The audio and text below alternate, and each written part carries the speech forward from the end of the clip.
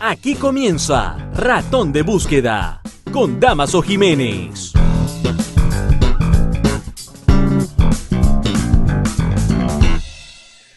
Bien, amigos, muchas gracias de nuevo. Me alegra enormemente que podamos tener este contacto a través de Ratón de Búsqueda, ¿no? Nuestro video podcast, para adentrarnos un poco en todo lo que es la materia de las informaciones que se vienen dando, que es fake news, por ejemplo, en cuanto a la tecnología, en cuanto al tema científico y en cuanto al tema cultural, ¿no? Y en lo que es la actualidad prácticamente, no solamente la noticia, sino lo que es actualidad.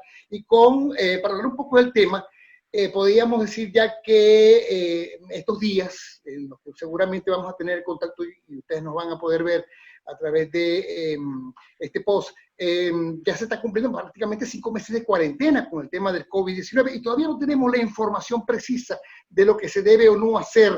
Yo tengo allí mi barbijo, justamente, pero cada vez que se sale a la calle hay que tener eso, pero justamente, a ver, esto va a vivir con nosotros, tenemos que acostumbrarnos, hay una nueva cultura, hay una nueva normalidad. ¿Qué va a pasar con el tema de las vacunas, ¿no? Y bueno, hemos querido, pues nada mejor que hacer un contacto, nada más y nada menos que con quien tienen ustedes ahí en pantalla, el doctor José Esparza. Nació en Maracaibo, por cierto, vive en Washington, nació en Maracaibo el 19 de diciembre del 45 y al igual que yo, pues egresó del colegio, bueno, es egresado del Colegio Gonzaga, yo estoy en el Colegio Gonzaga, después me gradué en el Liceo Baral, bueno, y se recibió de médico cirujano en la Universidad del Zulia en 1968, obtuvo pues además varios doctorados en filosofía, en virología y biología celular. Se le conoce más bien como virólogo y científico con respecto al tema, sobre todo de las vacunas. En 1974 hasta 1985 trabajó en el Instituto Venezolano de Investigaciones Científicas, uno de los organismos más importantes en tema de la ciencia en Venezuela, donde fue titular jefe del Laboratorio de Biología de Virus y jefe del Centro de Microbiología. Además, bueno, ingresó a la Organización Mundial de la Salud en 1986 en Ginebra, Suiza, donde durante el primer año pues, fue oficial médico de la División de Enfermedades Transmitibles, trabajando en el control de enfermedades virales con potencial epidémico, ¿no? Así que, bueno, estamos hablando de dengue, fiebre amarilla, encefalitis y, por supuesto, entre tantas investigaciones que ha hecho y que ha realizado, para hacérselo corto, nos llama la atención que también estuvo como asesor de las agencias internacionales involucradas en el desarrollo de la vacuna contra el VIH, cosa que logró con mucho éxito, ¿no? Y ahora nos encontramos en otra faceta y nada mejor que con él, porque hay una gran preocupación con esta cuarentena y no sé si además de la pandemia está la otra enfermedad que es la infodemia o los grandes fake que se han generado con respecto a todo esto. ¿Cómo se encuentra, doctor? Muy buenas tardes. Buenas tardes, un placer estar contigo, Dámaso. Otro maracucho, ¿verdad? Sí, maracucho, viviendo también en los Estados Unidos. Como migrante. Mire, doctor, a ver, 5 meses, ¿no? Todavía no se ha generado la información debida. No es lo mismo el COVID-19 en principio de este año que, por supuesto, que 5 meses después, cuando ya se decretó una cuarentena. Sin embargo, pues la gente tiene mucho temor, mucho miedo. En diferentes países, las cosas no son iguales en todos los países, pero vemos también que todavía no hay, digamos, una narrativa de lo que puede estar pasando realmente con el tema de las muertes, que han sido muchas, y la manera como esto se está contagiando rápidamente entre la población. Bueno, Dámaso, recuerda que esta es una enfermedad nueva entre los humanos. En realidad tiene 7 meses, es decir, que conocemos de la existencia de este virus y de los primeros casos. Yo soy un poquito más optimista en el sentido de que yo creo que en estos 7 meses hemos aprendido mucho sobre esta enfermedad y sobre el virus. Y nos queda muchísimo por aprender. Quizás confunde un poco a la gente el que a veces parece que tenemos un cambio de opinión con respecto, por ejemplo, a medidas de prevención o a tratamientos. Y hay cierta controversia en cada aspecto relacionado con esta pandemia. Y eso es lógico, porque a medida que vamos aprendiendo más, vamos corrigiendo errores que inicialmente tuvimos. Y En el caso de medidas preventivas, ya tenemos cierta claridad de lo que se debe hacer. Ahora, yo no creo que tenemos que tenerle miedo a la pandemia. Le tenemos que tener respeto. Tenemos que entender que está en nuestras manos el poder controlarla. Si uno dice no podemos controlarla, no podemos hacer nada, la epidemia va a seguir diseminándose por el mundo sin control. Hemos visto que algunos gobiernos se han vuelto cada vez más represores con respecto a algunas medidas que deberían ser más educativas que represivas en todo caso, ¿no? La gente se la llevan presa, son golpeadas en la calle. A ver, ¿a qué podríamos atribuir esta situación? ¿A la infodemia, a la ignorancia con respecto a algunas maneras como esto puede ser, digamos, se puede contaminar la gente? Bueno, vivimos en una sociedad global, donde a través de las redes sociales sabemos lo que pasa en diferentes partes del mundo.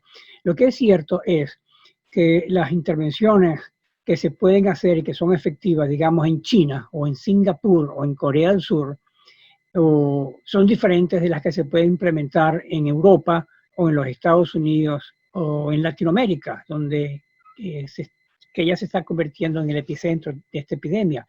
Y esas diferencias se basan en muchas cosas, cuestiones culturales, cuestiones políticas, cuestiones sociales, la edad de la población, etc. De manera que no podemos decir que lo que fue bueno en China, donde se aplicaron medidas absolutamente represivas, pero muy eficientes, esas medidas no se pueden aplicar en los Estados Unidos, un país que valora mucho la libertad individual. Por otro lado, hay países, como la mayoría de los países latinoamericanos, que no pueden ceñirse a una cuarentena estricta, porque las personas, muchas de las personas, trabajan en el sector informal, tienen que salir todos los días a ganarse la vida, de manera que hay que tener mucho cuidado en no tomar una fórmula mágica que trabaja en todas partes del mundo y recordar que hay dos aspectos muy importantes de considerar: los aspectos de salud pública, transmisión del virus, número de casos, etcétera, pero también aspectos sociales y económicos que pueden terminar causando incluso más muertes que las muertes por el COVID. Que estábamos hablando de países que han generado, pues, inclusive medidas muy represivas, ¿no? Quisiera que, a ver si podría hacer hincapié con respecto al caso Venezuela, donde no estamos conformes con respecto a, por ejemplo, al manejo que han tenido con los test. No son suficientes los test que se han venido realizando, por lo tanto, no es completamente real la información que se ha venido suministrando. Sobre este tema también, a ver, el tema de los hospitales, hemos hablado con algunas fuentes que tenemos, por supuesto, en cada uno de estos centros, y la situación es cada vez más paupérrima ante no solamente la falta de digamos, de un plan para poder contrarrestar esta situación del virus, sino que además es un caos en sí mismo. Mucha gente inclusive se está muriendo no solamente por los efectos del COVID, sino por los efectos de la contaminación o del mal manejo que hay en esos hospitales. Quisiera una opinión suya con respecto al país. Ciertamente que en un análisis reciente que se hizo sobre la capacidad de los diferentes países para confrontar una hipotética epidemia, fue hecho antes de la COVID, Venezuela estaba básicamente de último en la cola, en el sentido de que Venezuela no tenía las condiciones mínimas para poder confrontar una emergencia de este tipo. Y ya lo estamos viendo. Acuérdate que hay dos cosas importantes que hacer en frente a una epidemia. Uno es controlar la transmisión del virus, cortando la cadena de transmisión del virus, pero lo otro es dándole asistencia médica a los pacientes graves. Ninguna de estas dos cosas está funcionando en Venezuela y yo como venezolano, aunque tengo muchísimo tiempo fuera de Venezuela, me mantengo en contacto permanente con mis colegas de Venezuela y también mis colegas en Maracaibo, y con ellos sufro y peleo porque se mejore la capacidad de control y atención en Venezuela. En Venezuela los datos no son creíbles. De hecho, cuando a mí me preguntan cuál es el principal problema que tiene Venezuela en enfrentarse a esta epidemia, yo digo que es la falta de transparencia. Porque si el gobierno no es claro en el número de casos en el número de enfermos graves, en el número de camas hospitalarias, en el acceso a cuidados intensivos, etcétera. Es imposible poder colaborar en la mejora de esas condiciones, porque no hay transparencia. La otra cosa que tú mencionaste es cierto, no solamente en Venezuela, sino en otros países también, pero en Venezuela es muy claro, la cuarentena tiene un componente político muy importante de represión. Es una forma de controlar a la población para que no pueda manifestarse exigiendo sus derechos civiles y políticos. Sí, inclusive, fíjese, y lo hago como acotación, esta misma semana estábamos leyendo un funcionario de un gobierno regional, específicamente en el Zulia, decir que, vanagloriándose de que, por ejemplo, el tema de la gasolina, toda esta situación que está pasando en el país con respecto al tema de la gasolina, pues era producto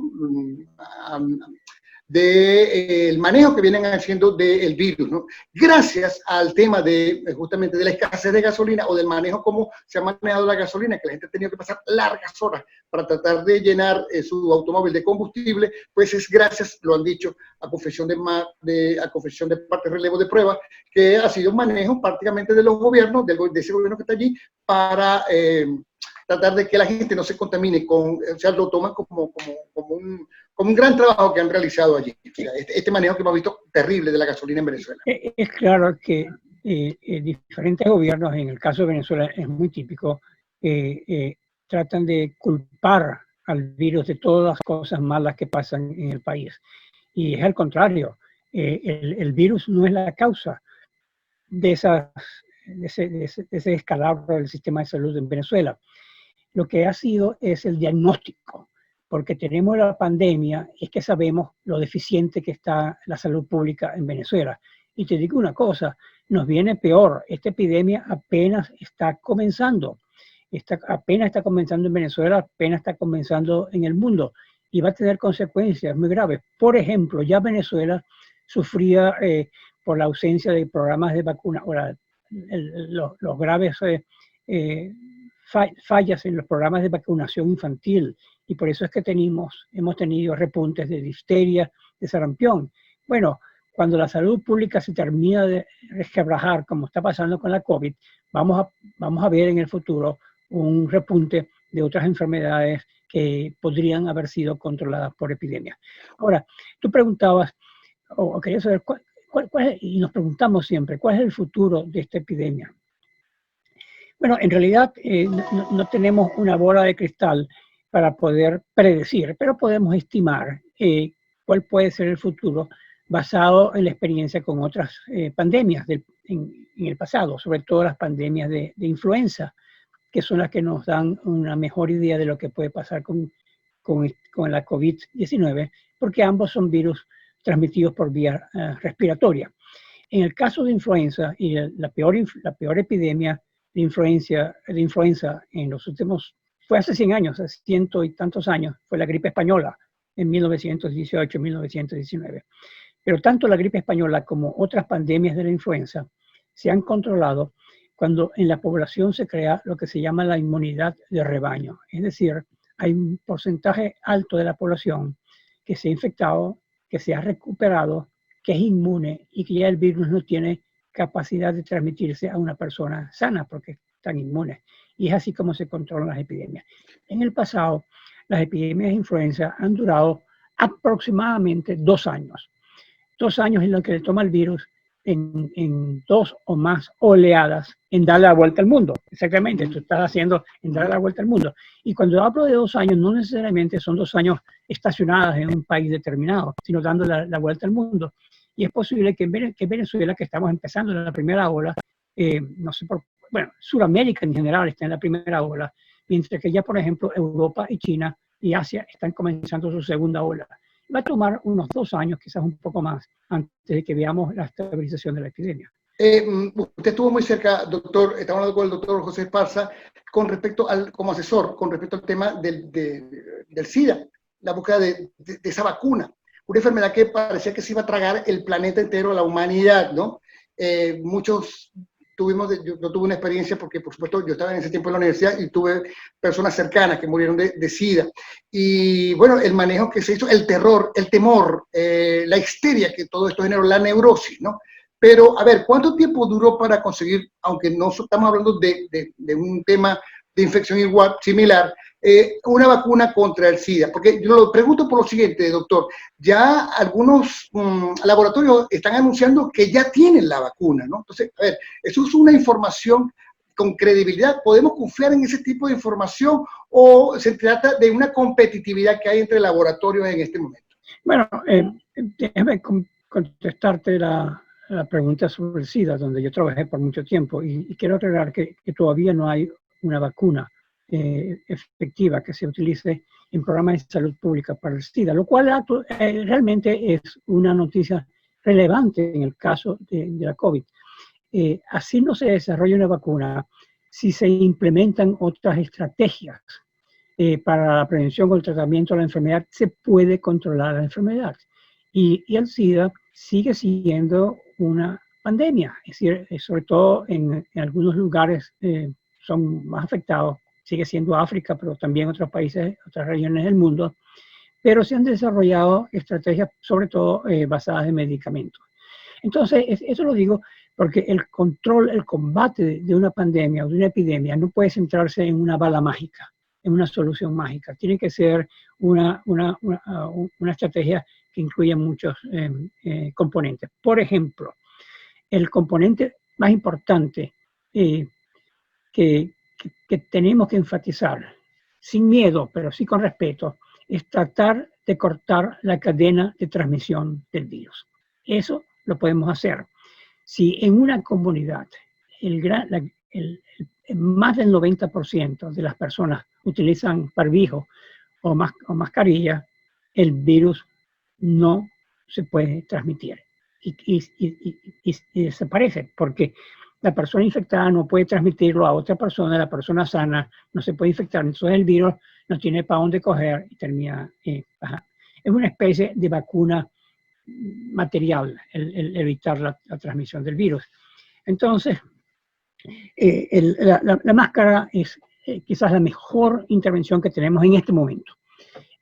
Las cuarentenas tradicionalmente tienen tres objetivos. El primer objetivo es contribuir a cortar la cadena de transmisión, porque si uno se queda en su casa y no está en contacto con otras personas, entonces el virus no puede pasar de una persona a otra. La segunda razón por las cuarentenas, y es muy importante, es lo que llamamos aquí en Estados Unidos, es aplanar la curva, es evitar que todos los pacientes severos que requieren hospitalización caigan dentro de un periodo de tiempo muy corto, digamos en 1 o 2 semanas, porque eso abruma la capacidad hospitalaria. Entonces, una cuarentena puede aplanar la curva de manera que los casos graves se distribuyan en un periodo de tiempo más largo y así no colapsen las capacidades hospitalarias. Y la tercera razón de una cuarentena es la de proteger a los vulnerables, a las personas de mayor edad, a las personas que tienen otras enfermedades que lo hacen susceptibles al COVID grave, como cánceres, como enfermedades cardiovasculares, etc. De manera que tiene un uso muy importante. Entonces, una vacuna, naturalmente, sería ideal para prevenir la transmisión del virus, hacer personas inmunes y cortar la transmisión. Pero déjame decirte, el otro lado de la moneda es el tratamiento. No solamente es prevención, es tratar a los pacientes. Y todavía no tenemos una droga fácil de administrar, altamente efectiva. Las hay un par de drogas aprobadas en los Estados Unidos, pero son difíciles de administrar y no son accesibles en Venezuela, por lo menos una de ellas no es. Y entonces eso trae rumores de que esta medicina o aquella otra medicina o este brebaje puede curar o prevenir la infección. Y eso es el problema de infodemia que tú mencionaste. Ahora, esa vacuna serán costosas. A ver, se puede hacer un trabajo de salud pública para, digamos, en algunas comunidades, las comunidades con menos posibilidades, tratar de salvar el mayor número de vidas. Sí, de acuerdo. Sí, hay varias vacunas que están en fase experimental y en fase experimental avanzada. No es que se estén probando en un laboratorio, ya se están probando en voluntarios humanos, en grandes cantidades de voluntarios humanos, Y yo creo que en un año o menos vamos a tener los resultados de esas pruebas. Claro, yo no puedo predecir cuáles van a ser los resultados, pero basado en el conocimiento que yo tengo del campo y de esta enfermedad, yo soy moderadamente optimista que estas vacunas van a ser eficaces. No 100%, pero van a ser eficaces. Ahora, el reto, después de saber que la vacuna funciona, y como te digo, eso se sabe con pruebas que se están haciendo ya en seres humanos, es producirlas en gran cantidad y distribuirlas. Hay esfuerzos muy grandes hechos en los Estados Unidos para comenzar a producir algunas vacunas, incluso antes de que sepamos si la vacuna es efectiva. La gran pregunta es, ¿dónde quedan los países en vías de desarrollo? ¿Dónde quedan países latinoamericanos? O bueno, africanos también. O africanos también. Entonces hay varias iniciativas internacionales para constituir fondos de compra para esas vacunas para los países más pobres. Y yo sé de ciencia cierta que por lo menos 2 países latinoamericanos, y quizás hasta Venezuela, pero en Venezuela no hay transparencia, no se sabe lo que se está discutiendo, pero otros 2 países latinoamericanos ya están en discusiones confidenciales, digamos, con compañías farmacéuticas para comprar las vacunas tan pronto se tengan los resultados. El precio de la vacuna ha sido un misterio hasta ahora. Y digo hasta ahora porque solamente esta semana es que hemos comenzado a oír de la industria farmacéutica cuánto costaría. Basado en lo que yo he leído, oído, la vacuna probablemente va a requerir 2 dosis. Y las 2 dosis pueden costar hasta $50 o $60 en los Estados Unidos. Claro, ese es el precio de la vacuna. En un programa de vacunación también hay un precio extra, que es la implementación del programa. Las enfermeras, los médicos, etcétera. Eso cuesta dinero. Lo que he leído es que los países latinoamericanos podrían negociar precios más solidarios, como decimos en Venezuela, precios más baratos. Pero yo no pondría todas mis esperanzas en una vacuna. La vacuna va a ser un complemento a la responsabilidad individual que las personas tienen de tratar de no de cortar la cadena de transmisión del virus, básicamente por el uso de la mascarilla. Es decir, que es posible que las personas con su educación de este tema puedan pasar lisos durante toda esta era de posiblemente 2 años del coronavirus. Correcto, y eso se lo digo yo a mis amigos, sobre todo a las personas que están en nuestro grupo etario. Yo incluso recientemente publiqué un artículo en el que yo calculo que la inmunidad de rebaño, o sea, el control natural de la epidemia, se va a lograr cuando el 60% de la población se infecte. Entonces la gente dice 60%, bueno, pero hay que ver la otra mitad, el 40% que no se va a infectar. Entonces personas de nuestra edad o personas que tienen enfermedades que lo harían susceptibles a un COVID severo, deben tratar de mantenerse en ese 40% que nos infecta. Y eso es la responsabilidad individual. Está en nuestras manos el no infectarnos. Claro. No, claro, o sea, con la educación, es decir, con el distanciamiento social, tratar de usar el barbijo, con todos estos aspectos que tú has señalado que son muy importantes y que son parte de la responsabilidad. ¿Correcto? Absolutamente. Entonces, yo quiero mandar un mensaje de optimismo, no de pesimismo. Podemos controlar esta enfermedad, no tenemos que tener miedo. Muchísimas de las noticias que salen por las redes son falsas. Incluso vi una recientemente de que un medidor de temperatura, una pistolita, destruye el cerebro. Cosas, es decir, son mentes perversas que ponen a correr información falsa que pone muy nerviosa a la gente. Así que esa pistolita solamente es para la temperatura, ¿no? Claro, correcto. pero mucha gente piensa que cada vez que le miden la temperatura le causa un daño cerebral. Entonces, comunicadores como tú tienen esa responsabilidad de transmitir un mensaje de cordura, un mensaje de responsabilidad a la población. Es nuestra intención. Lo que pasa también, Damaso, es que hay mucha política. Nosotros que vivimos en Estados Unidos, no nos vamos a poder escapar a que los próximos 3 meses antes de las elecciones presidenciales en los Estados Unidos, todo va a tener un componente político. Correcto. Entonces, va a haber muchísima desinformación que tiene razones políticas con respecto a la COVID. Y seguramente después de estas elecciones baje el nivel de infodemia con respecto pues, a esta enfermedad y posiblemente pues, resalten más los aspectos científicos y el tema de salud pública de lo que se debe hacer o no. Justamente mi última pregunta tiene que ver desde el punto de vista sociológico, que también lo maneja usted como científico, y es justamente si, por ejemplo, la sociedad como tal, somos humanos de cualquier tiempo que sea, ¿no?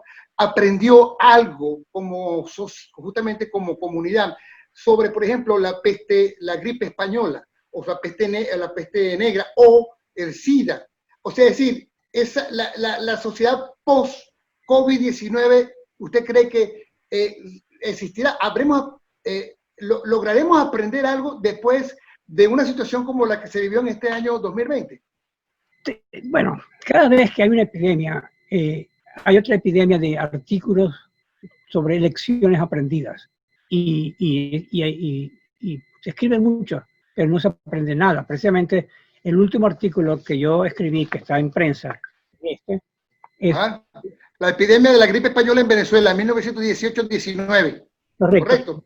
Exactamente, lo pudiste leer muy bien. Me gustaría tenerla para ver si la podemos publicar y la gente la puede leer. Todavía no está publicada. Okay. Entonces no, pero cuando sea posible. Pero eso es un área que a mí me ha interesado mucho, es tratar de ver cómo las epidemias del pasado pueden informarnos con respecto a la epidemia del presente y qué podemos aprender. Lo que es muy claro es que el mundo va a cambiar, ya está cambiando. Es decir, que no podemos pensar que ya dentro de un año volvemos de nuevo a las andanzas. Tenemos que vivir con el virus. Pero por cierto, la pandemia puede durar 2 años, pero es muy probable que el virus no se pueda erradicar, que el virus continúe circulando para siempre. Como una gripe cualquiera también, ¿no? Como una gripe quizás un poco más, yo diría como un sarampión, que no es tan benigno, pero que hay vacunas. Entonces en el futuro vamos a tener una vacuna. Yo estoy consciente, yo estoy totalmente convencido. La gente le puede pedir una vacuna coronavirus para montarse en un avión. Claro, como se pide en muchos países la vacuna a los niños del sarampión para aceptarlos en la escuela. Entonces va a haber cambios importantes. Pero lo que uno puede aprender, por ejemplo, con la pandemia de SIDA, que yo estuve sumamente involucrado, es que estas epidemias sacan a la luz, sacan a flote lo peor de los individuos y de las comunidades, pero también lo mejor. En el caso de SIDA, tomó un tiempo en que esos aspectos positivos salieran a flote, y entonces el SIDA lo hemos podido controlar porque hubo una solidaridad de la comunidad con esos pacientes que sufrían de SIDA. De hecho, nosotros no hablamos de casos de SIDA, hablamos de personas viviendo con el virus, porque no es un estigma, es una condición médica que afortunadamente hoy es tratable. Y cuando yo comencé a trabajar con el SIDA, no había medicinas. Los pacientes se morían en meses.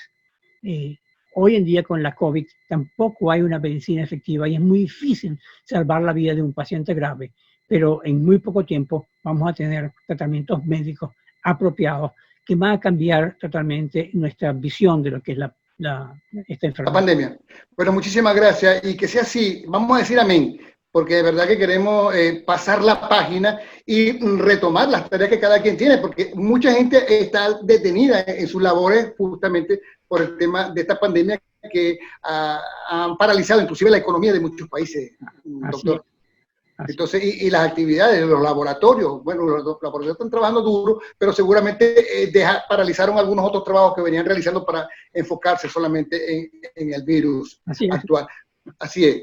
Bueno, le agradecemos mucho que nos haya atendido, de verdad, doctor, y bueno, que nos haya regalado un poquito de su tiempo para poder conversar educativamente sobre este importante tema como es la pandemia, a 5 meses ya prácticamente de cuarentena que tenemos en el mundo, ¿no? Entonces, bueno, le agradecemos, doctor. Muchísimas gracias. Un placer, Damaso. Cuando quiera podemos seguir hablando.